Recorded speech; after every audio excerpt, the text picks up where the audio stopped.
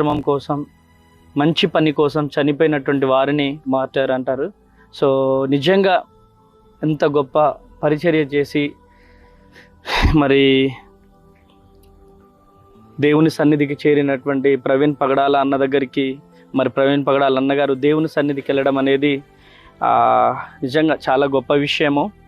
నిజంగా చూడండి ప్రియమైనటువంటి దేవుని జనాంగమా, నాకు అనిపించింది ప్రవీణ్ పగడాల అన్నగారు ప్రభువునందు నిద్రించిన తర్వాత నాకు అనిపించింది ఏంటంటే, ఒక గోధుమ గింజ భూమిలో పడి చనిపోతేనే తర్వాత బ్రతికి అది ఒక చెట్టు రూపంలో మొలుస్తుంది.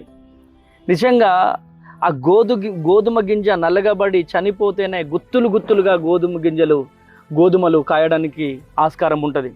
కనుక ఒక వ్యక్తి చనిపోతేనే ఇంత ఉజ్జీవం, ఇంత మహిమ కలిగినటువంటి గొప్ప పరిచర్య, మహిమ కలిగినటువంటి ఉజ్జీవం ఇన్ని లక్షల మందిని ఈరోజు పురిగొల్పడానికి ప్రవీణ్ పగడాల అన్నగారు ఈరోజు వారి మరణము అనేక మంది యవనస్తులను మండించింది. ప్రవీణ్ పగడాల అన్న మరణం అనేక మంది యవనస్తులను పురిగొల్పింది. అంటే నేనేమంటున్నానంటే, ఆయన వీడియోలు షేర్ చేయడం ద్వారా, మాటలు షేర్ చేయడం ద్వారా మనకు వచ్చేది ఏం లేదు. మనం ఏం చేయాలంటే, ఆయన వదిలి వెళ్ళినటువంటి పరిచర్యను మనం పట్టుకోవాలా. ఆయన వదిలి వెళ్ళినటువంటి పరిచర్యను బలముగా పట్టుకోవాలా. ఆయన ఇంకా ఏమేం చేయాలనుకుంటున్నారో అటువంటి పరిచర్యను మనం ముందుకు తీసుకెళ్ళడానికి మనము ఆస్కారం చూపాలి. ప్రియమైనటువంటి దేవుని జనాంగమా, ఈరోజు నేనేమంటున్నానంటే, ప్రవీణ్ పగడాల అన్నలు లెగాలి. ఈరోజు ప్రవీణ్ పగడాల అన్న చంపొచ్చు, కానీ అనేక మంది ప్రవీణ్ పగడాల అన్నలు లెగాలి అని నేను ప్రభు పేరిట మనవి చేస్తున్నాను.